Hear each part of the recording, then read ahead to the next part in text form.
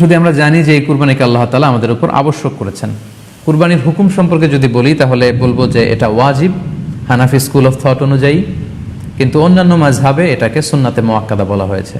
Majority স্কলাররা, জুমহুরুল ফুকাহা, ইমাম শাফিঈ, আহমদ এবং ইমাম মালিকদের মতে, তাদের মতে এটা হচ্ছে সুন্নাতে মুআক্কাদা, কিন্তু হানাফি মাযহাবে এই কুরবানি করা হচ্ছে ওয়াজিব।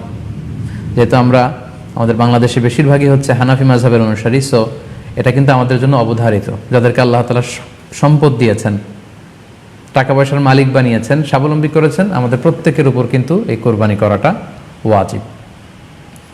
যেহেতু কুরবানি একেবারে আমাদের সন্নিকটে, সো এই কুরবানি নিয়ে আমাদের মধ্যে অনেক ধরনের প্রশ্ন রয়েছে এবং বিগত কয়েকদিন ধরে আমার ফেসবুক পেজের বিভিন্ন স্ট্যাটাসে, আমার মেসেজ অপশনে অনেক ভাই, দিনী ভাই এবং বোনেরা অনেক প্রশ্ন করেছেন।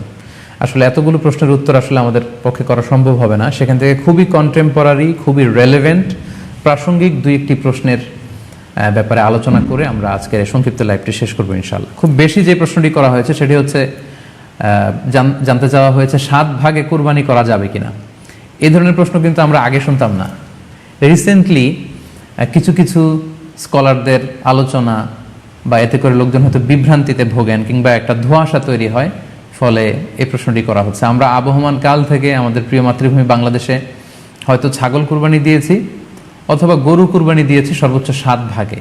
সো এটা আমাদের সবার কাছে জানা ছিল, এ নিয়ে আগে সংশয় ছিল না। ইদানিংকালে অনেকের মধ্যে এই বিষয়ে সংশয় জেগেছে। কেউ কেউ বলে থাকেন যে ভাগে যদি কুরবানি দেওয়া হয় 7 জনে মিলে, গরুতে বা মহিষে বা উটে, এই ভাগে কুরবানি হবে না, এটা অনেকে বলে থাকেন। এই কথাটি আসলে ঠিক নয়। আপনি যদি ভাগে কুরবানি দিতে চান এটি জায়েজ আছে, এবং একটি উটে বা মহিষে বা গরুতে আপনি সর্বোচ্চ 7টি ভাগে কুরবানি দিতে পারবেন ইনশাআল্লাহ। এ ব্যাপারে সহিহ মুসলিমের একটি হাদিসকে আমরা এখানে উল্লেখ করতে চাই।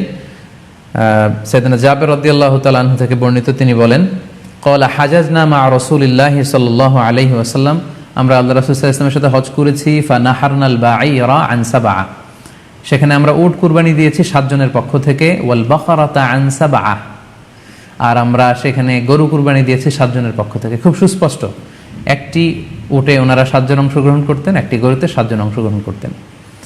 তো এই হাদিসের আলোকে অনেকে বলে থাকেন যে এটি হজের সময়, সফরের সময়, কিন্তু মুকিম অবস্থায় 7 ভাগে দেয়া যায় না। আসলে এই কথাটিও ঠিক নয়, কারণ সুনানে আবু দাউদের আরেকটি হাদিসে এসেছে যেখানে আল্লাহ রাসূল সাল্লাল্লাহু আলাইহি ওয়াসাল্লাম সুস্পষ্ট বলেছেন, সেখানে হজ বা কোনো সফরের উল্লেখ নেই। সেটা হচ্ছে জেনারেল স্টেটমেন্ট, অর্থাৎ আল বাকারাতু আন সাবআ, গরুতে সর্বোচ্চ 7 অংশ দিয়ে কুরবানি দেয়া যায়।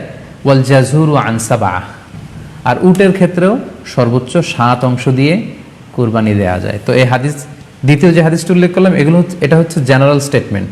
সেখানে সফর, মুকিম কোনো কথা বলা হয়নি। ইন জেনারেলি বলা হয়েছে যে উটে 7 ভাগ দেয়া যায়, গরুতে 7 ভাগ দেয়া যায়।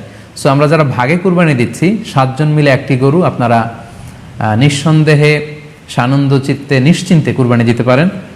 সহিহ হাদিসের আলোকে এটি সাব্যস্ত, এতে কোনো সমস্যা নেই ইনশাল্লাহ। তবে ভাগে কুরবানিতে কিংবা যৌথ কুরবানিতে কয়েকটি বিষয় আমাদেরকে খেয়াল রাখতে হবে। নাম্বার 1 হচ্ছে নিয়ত। আপনাদের ইন্টেনশনটা ক্লিয়ার হতে হবে। প্রত্যেকেরই যাতে একই ইন্টেনশন থাকে, সবারই যাতে ইন্টেনশন থাকে যে শুধুমাত্র আল্লাহ তাআলার সন্তুষ্টির জন্য আমরা এই কুরবানি দিচ্ছি। এখানে কয়েকজনের যদি ইন্টেনশন থাকে যে আল্লাহর সন্তুষ্টি, অন্যজনের যদি নিয়তে ঝামেলা থাকে, তাহলে কিন্তু কুরবানিটা প্রশ্নবিদ্ধ হয়ে যাচ্ছে।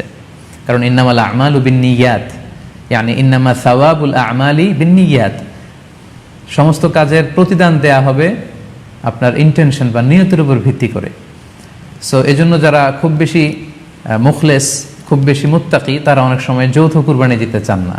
তাদের সামর্থ্য না থাকলে ছোট একটা ছাগল দিয়ে তারা একাকী কুরবানি দিতে চান। এটা safe, he want to be in the safer side. কারণ যৌথ কুরবানি দিতে দিতে যে কার মনে কি চিন্তা, কার মনে কি নিয়ত, আমরা কিন্তু কিছু জানি না।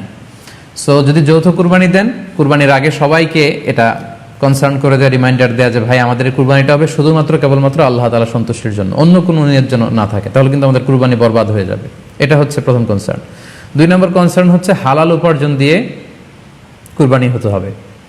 যৌথ কুরবানিতে কেউ কেউ যদি এমন থাকে যাদের উপার্জন হালাল না, সেই কুরবানি কিন্তু আল্লাহ তাআলার দরবারে কবুল হবে না।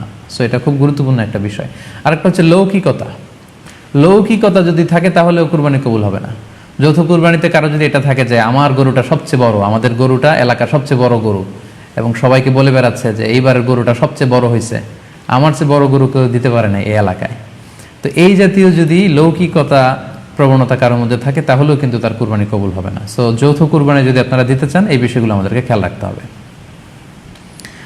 আরও একটি প্রশ্ন খুব বেশি আমাদের কাছে জানতে চাওয়া হয়েছে, সেটা হচ্ছে কুরবানির সাথে আকিকা দেয়া যাবে কিনা। খুব বেশি আলোচনা হচ্ছে এই প্রসঙ্গটা, যে কুরবানির সাথে আকিকা দিয়ে দেয়া যাবে কিনা। এক্ষেত্রে আমরা উত্তরে বলবো যে কুরবানি এবং আকিকা আপনাদের খেয়াল রাখতে হবে যে দুটি ইবাদত। প্রথম কথা হচ্ছে ইবাদত ভিন্ন দুটি ইবাদত। কারণ কুরবানি এটা বছরের একটা নির্ধারিত সময়, জিলহজের 10 তারিখে, এবং তারপরে আরো 2 দিন বা 3 দিন, এই সময়গুলোতে আপনি কুরবানি করতে পারবেন। তাহলে এটা হজের মৌসুমে জিলহজ মাসে করতে হয় কুরবানি। কিন্তু আকিকা কিন্তু এরকম না। আকিকাটা যে কোনো মাসে হতে পারে। আকিকাটা হচ্ছে নবজাতক সন্তানের ভূমিষ্ঠ হওয়ার পরে শুকরিয়া স্বরূপ আল্লাহর কাছে যে কুরবানিটা করতে হয়, সেটাকে আমরা বলি আকিকা। হাদিসে এসেছে আকিকা। তো সেটা হচ্ছে সন্তান কখন ভূমিষ্ঠ হলো সেটার উপর নির্ভর করে। কারো সন্তান রমাদানে হতে পারে, কারো সন্তান জিলহজ মাসেও হতে পারে, শাওয়ালে হতে পারে, রজাবে হতে পারে। সন্তান যেদিন জন্মগ্রহণ করবে তার